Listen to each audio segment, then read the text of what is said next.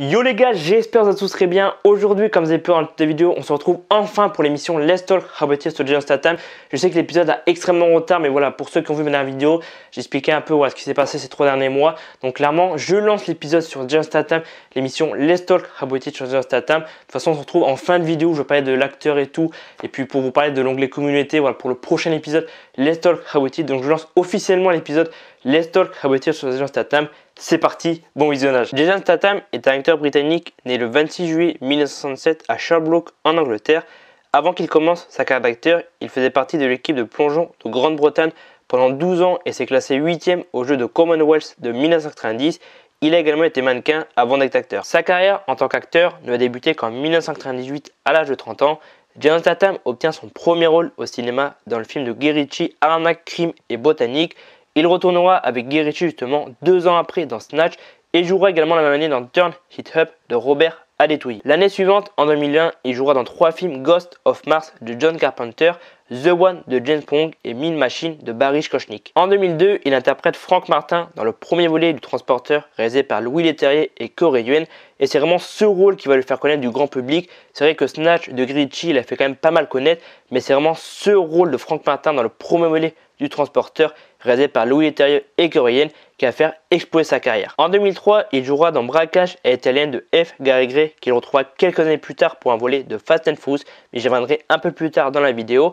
L'année suivante, en 2004, il jouera dans 2 films cellulaires de David Ayer Ellis et fera un caméo dans Collateral où jouent Tom Cruise et Jamie Foxx et qui est réalisé par Michael Mann.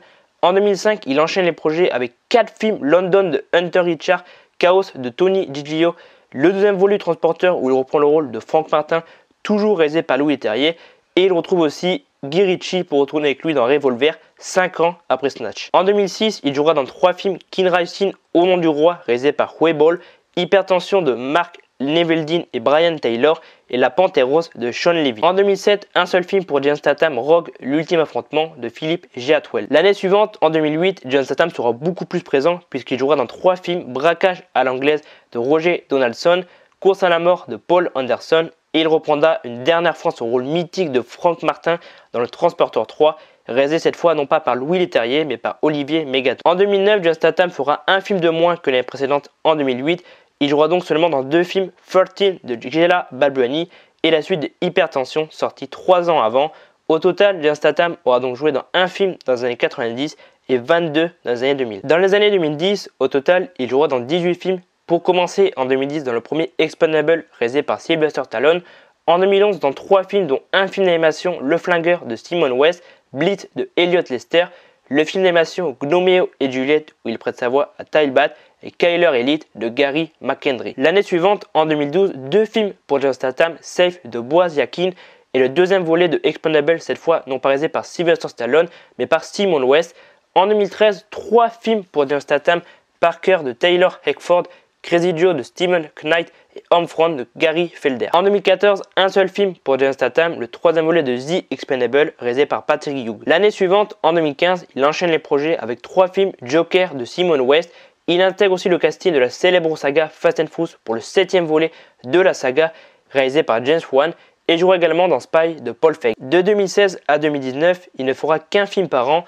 En 2016, la suite du Flingueur, sorti 5 ans avant, où il reprend son rôle d'Arthur Bishop et qui s'appelle Mécanique Résurrection et non pas Le Flingueur 2 et qui est réalisé par Denis Gansel.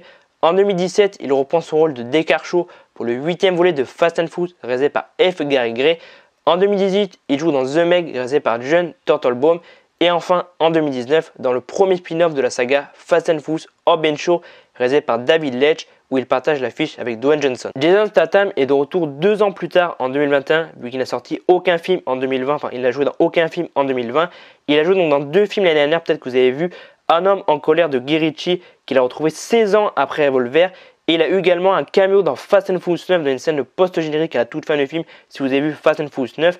Et on retrouvera Jason Statham cette année dans 2 films, dans Opération Fortune, Russe de guerre, réalisé par Guy Ritchie, qui sera donc sa 5e collaboration avec Guy Ritchie et qui est prévue pour le mois de mars. et il sera également dans le 4e volet de The Expendables qui va ressortir cette année. Alors du coup, qu'est-ce que je pense de Jason Statham? Clairement, c'est un de mes acteurs préférés. Moi, je l'ai découvert à l'époque de Transporteur et clairement, j'ai grandi avec et j'ai vu pratiquement tous ses films. Alors, j'ai pas vu tous ses films, mais j'ai pratiquement tout vu, les Transporteurs, Fast and Furious, Meg, enfin voilà, j'ai pratiquement vu toute sa filmographie. Et c'est vrai que c'est un acteur que j'aime beaucoup. Je trouve qu'il est hyper charismatique, il est hyper stylé. Un peu toi, comme dans Urban Show, il y a un comparatif au début du film entre Dwayne Johnson et le personnage de Jason Statham. Et lui, tu vois, vraiment, il a le look à l'anglaise, hyper stylé, hyper charismatique. Et je trouve que tout ce qu'il fait comme film, enfin moi, clairement, quand j'ai appris qu'il allait rejoindre la saga Fast and Furious pour le 7e volet, je me suis dit ça va être une dinguerie. Et clairement, le film avait été une dinguerie. Pour moi, Fast and Furious 7, c'est un des meilleurs volets de la saga avec le 3e volet et le 6 aussi. Après, maintenant, j'aime plus trop la saga. Mais c'est vrai que ouais, je trouve qu'à chaque fois qu'il fait un film, tu sais que ça va castagner, que vraiment, il a vraiment comment dire, cette image du mec vraiment qui fait des films, vraiment ça castagne et tout. Je sais pas si vous avez vu Hypertension 1 et 2 qui était sorti à l'époque, ça n'avait pas trop marché, puis c'est pas non plus les meilleurs films de Statham, mais c'est vrai que dans ces deux films, il fait des trucs, des cascades, mais c'est du grand n'importe quoi. Et je me rappelle même qu'à l'époque, j'étais dégoûté que il n'y a pas trop d'un volet parce qu'à la fin du second volet, pour pas trop spoiler, voilà, il y avait possiblement une suite qui était possible. Il y avait eu pas mal de rumeurs comme quoi le projet allait être lancé, finalement ça s'est jamais fait. Mais ouais, c'est vrai que voilà, il a une filmographie où vraiment il fait des films où ça se castagne, il a vraiment cette image en mode badass et tout. Et c'est vrai que moi j'ai un acteur que j'aime beaucoup, c'est un acteur que, enfin c'est clairement un de mes acteurs préférés parce qu'il est vraiment hyper charismatique, il a vraiment ce look à l'anglaise, clairement il est anglais. Et c'est vrai que ouais, je trouve que à chaque fois qu'un projet est annoncé avec Statham, j'ai vraiment hâte de le voir. Par exemple, En amant colère l'année dernière, j'ai pas non plus, c'est pas son meilleur film, mais j'ai bien aimé. The Expendables 4 qui arrive, là clairement je l'attends avec impatience. Le film qui arrive aussi cette année avec Guy Ritchie, j'ai oublié le titre, mais clairement je pense qu'il va être aussi très sympa. Donc ouais, vraiment c'est un acteur que j'aime beaucoup. Dites-moi en commentaire vous ce que vous pensez de Jason Statham. Je vais m'arrêter ici parce que je pense que cette émission Let's Talk About It sur Jason Statham est assez longue.